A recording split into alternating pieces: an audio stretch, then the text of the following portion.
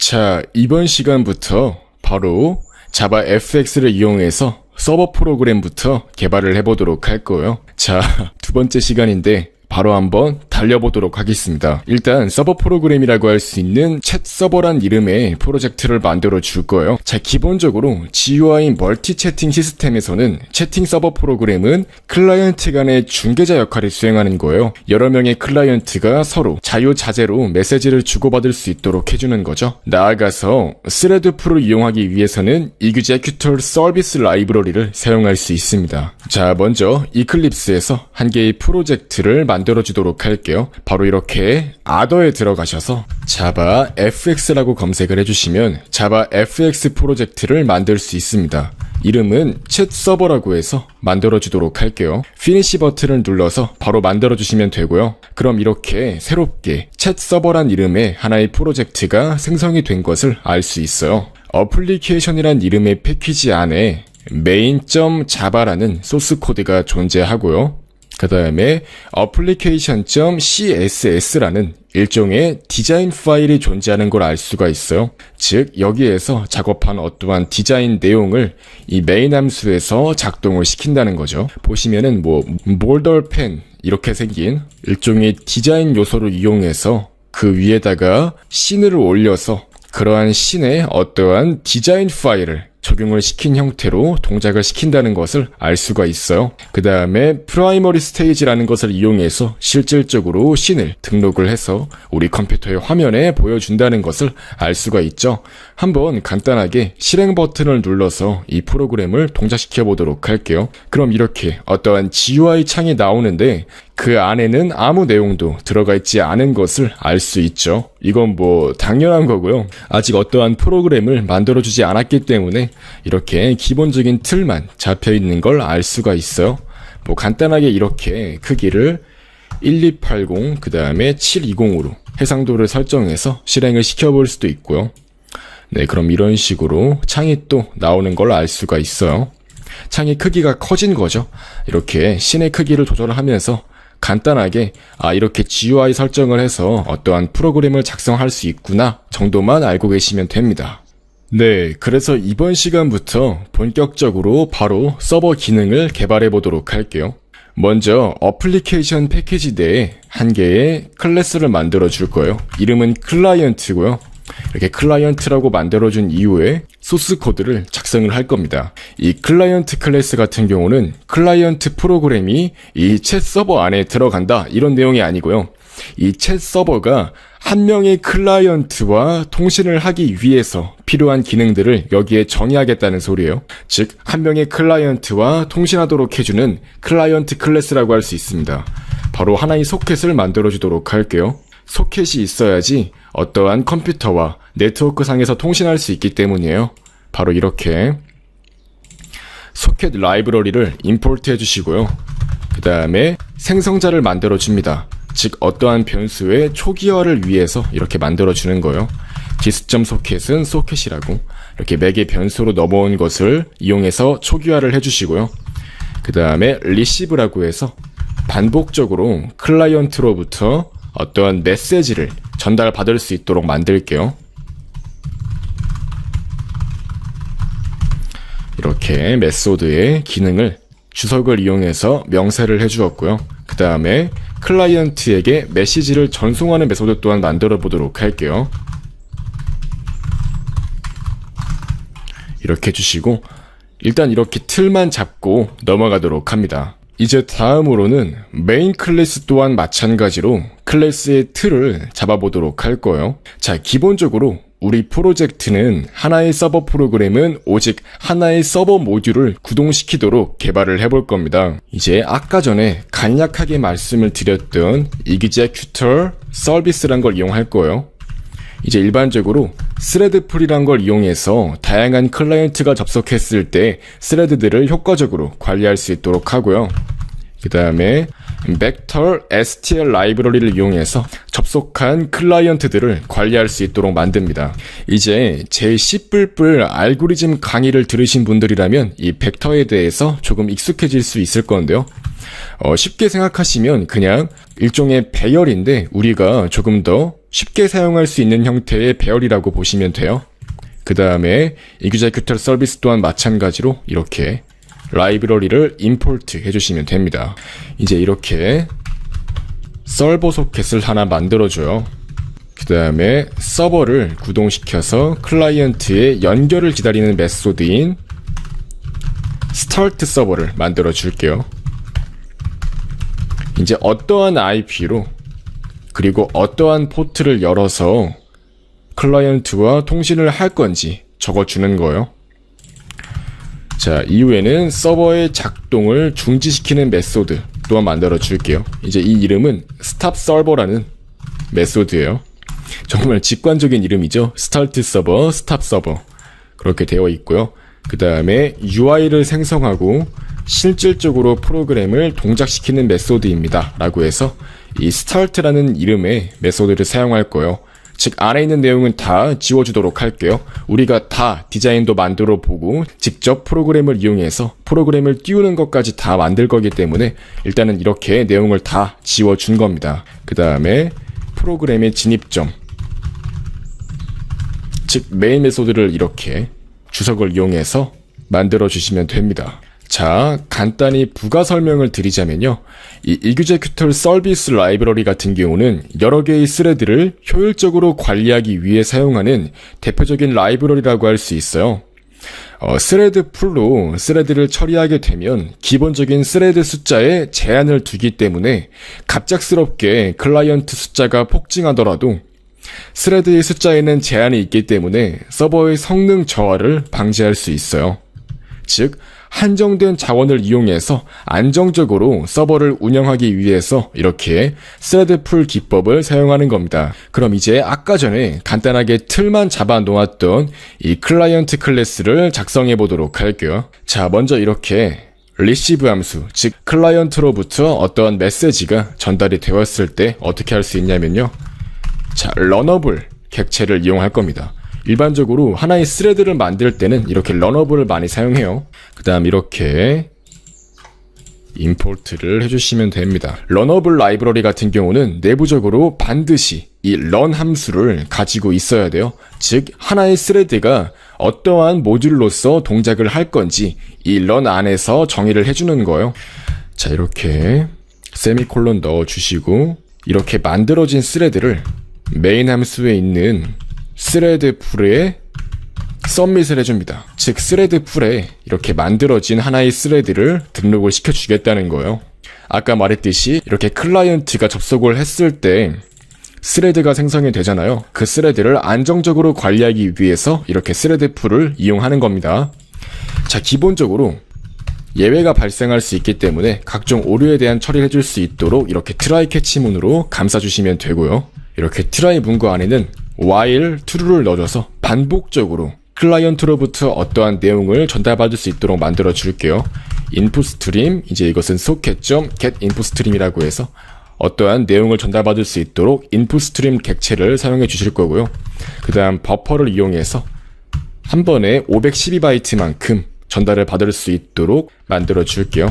그 다음에 length라고 해서 실제로 클라이언트로부터 어떠한 내용을 전달받아서 이 버퍼에 담아주도록 한 겁니다. 그 다음 length는 그 담긴 메시지의 크기를 의미하겠죠. 그래서 만약에 length가 -1이라면 즉 어떠한 메시지를 읽어드릴 때 있어서 오류가 발생했다면 이렇게 오류가 발생했다는 것을 알려주면 되고요. 자, 그리고 이렇게 메시지를 전달받았다면 이제 우리의 서버에는 이런 식으로 메시지 수신 성공이라고 띄워줄 거예요. get remote socket address라고 해서 현재 접속을 한 그 클라이언트의 IP 주소와 같은 주소 정보를 출력하도록 만들어 줄 거예요. 그 다음 이렇게 thread.currentthread.getName이라고 해서 스레드의 고유한 정보 또한 출력할 수 있도록 만들어 줄 거예요. 스레드의 이름값을 출력한다는 거죠. string message라고 해서 전달받은 값을 이렇게 UTF-8 한글도 포함할 수 있도록 이렇게 인코딩 처리를 해주셔서 실제로 우리가 이 버퍼에서 전달받은 내용을 이 메시지라는 이름의 문자열 변수에 담아서 출력할 수 있도록 하는 거예요. 그리고 이제 여기에서 단순하게 메시지를 전달만 받는 것이 아니라 전달받은 메시지를 다른 클라이언트들한테도 보낼 수 있도록 만들어줍니다. 즉 클라이언트 send 함수를 불러주는 거예요. 즉 이제 우리는 채팅 서버를 만드는 거기 때문에 클라이언트로부터 어떠한 메시지를 받으면 이제 그 내용을 다른 클라이언트한테 그대로 보내준다는 거예요. 정말 간단한 원리죠. 또한 이제 오류가 발생했을 때 오류를 처리하는 부분 또한 더욱더 상세하게 작성을 해보도록 할게요. 이제 일반적으로 이런 식으로 중첩되는 형식으로 트라이 캐치 문구를 많이 사용합니다. 메시지 수신 오류라고 해서 만약에 메시지를 전달받는 과정에서 오류가 발생했다면 아까와 마찬가지로 이 메시지를 보낸 클라이언트의 네트워크 주소를 이렇게 출력을 해주시고요. 그 다음에 해당 스레드 고유 이름을 출력하도록 만들어주면 됩니다. 이제 이런 식으로 간단하게 리시브 함수를 작성을 해본 거고요. 다시 말해서 반복적으로 어떠한 클라이언트로부터 메시지를 전달받는 거예요. 메시지를 전달받음과 동시에 전달받은 메시지는 다른 클라이언트들한테도 전송을 해줌으로써 채팅 서버로서의 역할을 수행하는 거죠. 이제 여기에서 어떻게 다른 클라이언트한테 메시지를 전송할 수 있는지 작성을 해보도록 할게요. 마찬가지로 러너블 라이브러리를 이용해서 스레드를 정의해주고 메인 스레드 풀에 이것을 추가해 주셔야 돼요. 자, 이걸 이렇게 클릭하셔서 런 함수를 작성해 주도록 할게요. 자, 이번엔 이런 식으로 아웃풋 스트림을 사용해요. 아웃풋 스트림을 쓰는 이유는요, 쉽게 생각하시면요, 위랑 반대예요. 이제 받을 땐 이렇게 get input 스트림을 이용해서 다른 컴퓨터로부터 어떠한 내용을 read 함수를 이용해서 전달을 받는 거고요. 이제 반대로 메시지를 보내주고자 할 때는 이런 식으로 output 스트림을 이용해서 메시지를 전송할 수가 있는 겁니다. 또한 이렇게 추가를 해주실 때 이 output 스트림이나 input 스트림 객체는 java.io 패키지에 있는 걸로 임포트를 해주셔야 돼요. 그래서 이렇게 임포트를 하실 때 꼭 import java io에 있는 걸로 이렇게 임포트를 해주시면 되고요.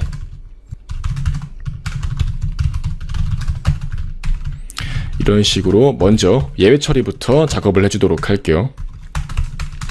전달을 받는 도중에 오류가 발생했다면 자, get remote socket address 마찬가지로 아까랑 똑같이 예외 처리를 해주시면 돼요. 그리고 이제 여기에선 별도로 만약에 오류가 발생했다면 메인 함수에 있는 클라이언트, 즉 모든 클라이언트들에 대한 정보를 담는 일종의 배열에서 현재 존재하는 클라이언트를 지워주는 거예요. 즉 오류가 발생해서 해당 클라이언트가 서버로부터 접속이 끊겼으니까 당연히 우리 서버 안에서도 해당 클라이언트가 접속이 끊겼다는 정보를 처리할 수 있도록 해주는 거죠. 즉 클라이언트 배열에서 해당 오류가 생긴 클라이언트를 제거해주는 거예요. 그 다음 이렇게 소켓 클로즈 함수를 실행해서 이제 오류가 생긴 클라이언트의 소켓을 닫아버리는 거죠. 즉 이렇게 오류가 생겼을 경우는 그렇게 처리하겠다는 거예요. 그 다음에 이제 오류가 발생하지 않았을 때는 단순하게 이렇게 write 함수를 사용하시면 됩니다. 버퍼에 담긴 내용을 서버에서 클라이언트로 전송을 해주겠다는 거죠. 그 다음에 반드시 이렇게 플러시를 해주셔야 돼요. 그래야지 성공적으로 여기까지 전송을 했다는 것을 알려줄 수 있기 때문이죠. 자, 이렇게 간단하게 send 함수까지 작성을 해보았습니다. 특정한 클라이언트에게 특정한 시기에 메시지를 전달할 수 있는 메소드라고 할 수 있어요. 결과적으로 이제 특정한 클라이언트가 접속하게 되면 바로 위에 이 receive 메소드와 send 메소드를 이용해서 메시지를 전달받고 전달을 할 수가 있는 겁니다. 그 다음 이제 메인 함수로 돌아와서 한번 start server 함수를 작성해 보도록 할게요. 자, 서버가 실행이 되면 어떻게 할 거냐? 먼저 서버 소켓부터 작업을 해줘야 돼요. 이제 기본적으로 소켓 통신 같은 경우는 소켓에 대한 객체를 활성해주고 그 다음에 bind라는 걸 해서 이제 서버 컴퓨터 역할을 수행하는 그 컴퓨터가 자신의 IP 주소, 그 다음 포트 번호로 특정한 클라이언트의 접속을 기다리도록 할 수가 있어요. 그래서 이렇게 다 라이브러리를 임포트 해주시고요. 오류가 발생하는 경우라면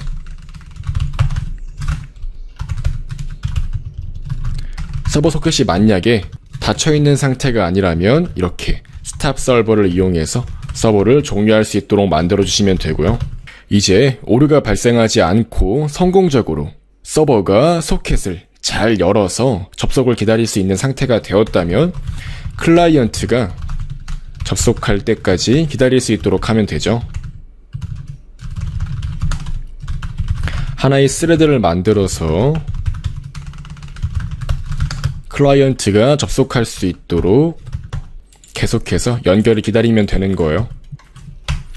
자, 이렇게 while true 이용해서 계속해서 새로운 클라이언트가 접속할 수 있도록 만들어 주는 겁니다. 이제 이렇게 클라이언트가 접속을 했다면 이 클라이언트 배열에 새롭게 접속한 클라이언트를 추가해 주는 거예요. 그 다음에 이제 일종의 로그를 출력하는 거죠. 클라이언트 접속이라고 해서 접속한 클라이언트의 주소를 출력하고요. 그 다음에 해당 스레드 정보를 출력할 수 있도록 하면 됩니다. 자, 그 다음에 마찬가지로 오류가 발생했다면 이렇게 서버 소켓에 어떠한 문제가 발생한 거니까요. 서버를 작동 중지시키고 브레이크 함수를 이용해서 빠져나오시면 됩니다. 그 다음 이제 여기에서 스레드 풀을 초기화를 해줄 거예요. 그 다음에 그 이후에 스레드 풀에 현재 이 클라이언트를 기다리는 스레드를 담을 수 있도록 처리를 해서 성공적으로 스레드 풀을 먼저 초기화를 해주고 그 안에 첫 번째 스레드로서 이렇게 클라이언트의 접속을 기다리는 스레드를 넣어준 거라고 할 수 있습니다. 이제 이렇게 간단하게 스타트 서버라는 하나의 서버를 실행하는 메소드 또한 작성을 해본 거고요. 안정적으로 계속해서 클라이언트의 접속을 기다려서 클라이언트가 접속을 해서 소켓이 연결이 되면 해당 소켓으로 이제 클라이언트의 객체를 하나 초기화해주는 거예요. 즉 현재 접속한 클라이언트를 관리해주기 위해서 이렇게 하나의 객체를 초기화해주고 이제 그것을 클라이언트 배열에 담아준 거죠. 그 다음 이렇게 한 명이 접속을 했다는 것을 출력을 해준 거고요. 그 다음 이렇게 스레드 풀 객체를 초기화해서 스레드 풀에 현재 스레드까지 이렇게 담아줘서 관리를 해준 겁니다. 스탑 서버를 작성해 보도록 할게요. 이 스탑 서버 같은 경우는 서버를 완전하게 중지를 시키는 거기 때문에 모든 클라이언트들에 대한 정보를 끊어주면 되는 거예요. 현재 작동 중인 모든 소켓을 닫으면 됩니다. 이터레이터를 이용해서 모든 클라이언트에 개별적으로 접근할 수 있도록 만들어주는 거예요. 자, 이렇게 자바 util.iterator를 이용하시면 되고요. while iterator has next라고 해서 하나씩 접근할 수 있도록 합니다. 즉 한 명 한 명의 클라이언트에 접근을 하는 거예요. 자, 이런 식으로 특정한 클라이언트에 접근을 해서 그 클라이언트의 소켓을 닫아버리는 겁니다. 이터레이터에서도 해당 연결이 끊긴 클라이언트를 제거해 주는 겁니다. 그 다음에 다 모든 클라이언트들에 대한 연결이 끊겼으니까 서버 소켓 객체 또한 닫아주는 거죠. 즉 서버 소켓이 널 값이 아니고 현재 소켓이 열려있는 상태라면 해당 서버 소켓을 닫아주는 겁니다. 그 다음에 스레드 풀 또한 이제 종료해줘야겠죠. 즉 스레드 풀 또한 이제 안에 어떠한 스레드도 존재하지 않기 때문에 이런 식으로 스레드 풀을 셧다운 해주셔가지고 자원을 할당 해제해줄 수 있도록 하면 됩니다. 이렇게 간단하게 서버를 작동 중지시키는 스탑 서버까지 작성을 해보았습니다.